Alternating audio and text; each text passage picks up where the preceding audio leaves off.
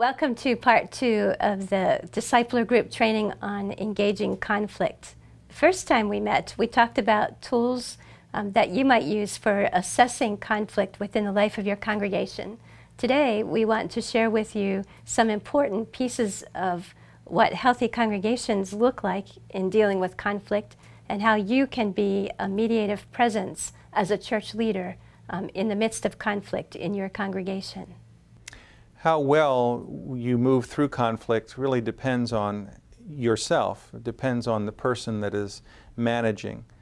So what we want to do today is to focus on the person that we bring to a conflict, and what we can learn about ourselves, what we need to work through in ourselves so that we can be helpful mediating presences in conflict. There are some clear indicators of healthy church systems. Remember, conflict in a local congregation is normal and a part of the life of a church. However, there are ways to do it that provide constructive outcomes, such as renewed energy, a sense of vision and mission, and momentum. So here are some of the characteristics of healthy church systems. Healthy church systems solve problems effectively, work through problems to solve them. They recognize conflict as normal and constructive. They tolerate differences. They agree to disagree. The pastor and leadership have received some training in conflict management. Persons are encouraged to be open and honest in their expression of their feelings. Energy is created to solve problems. People explore options. Long-standing assumptions are regularly challenged. Inappropriate anger is checked by peers, by those in the group. Communication channels are in place and used effectively. Also, for healthy church systems, hope is the primary operant theology. Individuals take on volunteer roles. And the laity understand their calling and their purpose. Healthy church systems depend on the way that church leaders respond to conflict. The last time we met, we gave you an acronym called POT shots, Pastors on the Spot. And there were 3 reasons that people threw pot shots our way. One is a member is hurting. The second is that they are in opposition to your mission or ministry. The third, it's a test. Today we're going to talk about different ways to respond to those pot shots. Here's an example of a pot shot. Pastor, my mother has been in the hospital for 2 weeks and you have yet to visit her. I'm very disappointed. Now, the excuse would be, well, I didn't know your mother was in the hospital. Nobody told me. It's important for me to have that information in order to go and visit her. The retort would be, I am very busy. I would appreciate knowing in advance when your mother is in the hospital, and I will be glad to go and visit. A better way, however, to respond is with a response to the presenting issue. You may respond, I'm sorry to hear your mother is sick. I didn't know she was in the hospital. It sounds like it is important to you for me to go and visit her. I am very glad to do that. So the way you respond to a pot shot will determine whether a conflict is escalated to level 3 or 4 or ratcheted down to a mere problem to solve. Success in working through conflict is really dependent on you and how you approach it, how you think about it, how you feel about it. Your experiences of conflict in the past all come into the fore when you're hit with that very moment of the pot shot or the conflict that's taking place in your church. Starting with yourself is the place to begin really working through conflict. When you look at a situation and have feelings about it, what you want to do is note your reactions and understand what they mean. We feel what we think. We feel what's already in our brains, what's already working at us, what is already there, what has kind of been imprinted on us in the past. So what are the thoughts behind your feelings? What are the thoughts that are leading you to react or respond positively or in a reactive way? What experiences are behind those thoughts?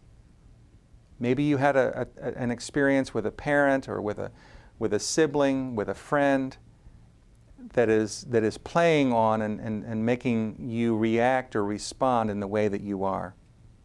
Choices can be made over circumstances.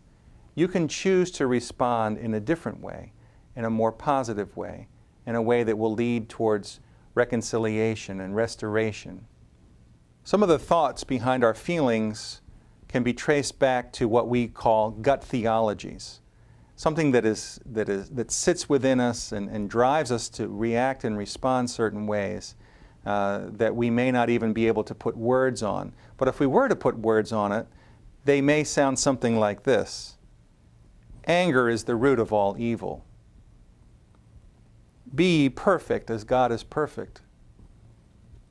Do unto others as they would do unto you. Wait on the Lord. Let whoever is without sin cast the first stone. Blessed are the peacemakers. So the way that we respond in conflict is dependent upon a number of factors. One may be the gut theologies that you've learned. One may be experiences that you've had in your past. And another is a conflict style that is inherent to your personality. The Alban Institute has designed an inventory that tells us what kind of style we're more likely to use in confronting conflict. We want to review with you those styles and see if you can determine which of those you are most comfortable with. There are 6 conflict management styles. All of us have the capacity to work out of any one of the 6, but we tend to be very comfortable with 1 or maybe 2 of these styles. We want to take some time now to look at each one of these styles and give you an opportunity to assess which 1 or 2 you are most comfortable with.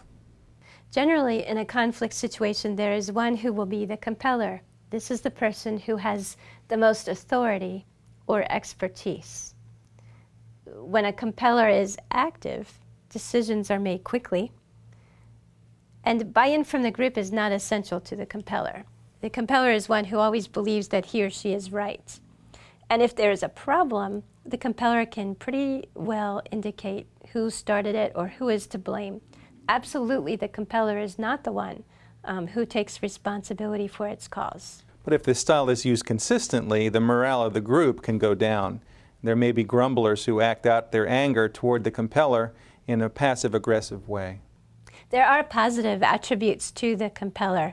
Decisions are made quickly, and if there's a fire in the building, you definitely want the compeller to be the one to tell everybody which direction to exit. Negotiators are able to see the situation from both sides, however, and they have confidence that a compromise, a mutual solution can be reached, and they're willing to give and to take. They're not so focused on one solution that they get stuck or seem rigid. And often the end result is a reduction in the stress or anxiety in the conflict. Because both sides get to be heard and feel that they've contributed to the solution. Right. Although you do not want a negotiator trying to negotiate which way would be the best way out of the building in a fire.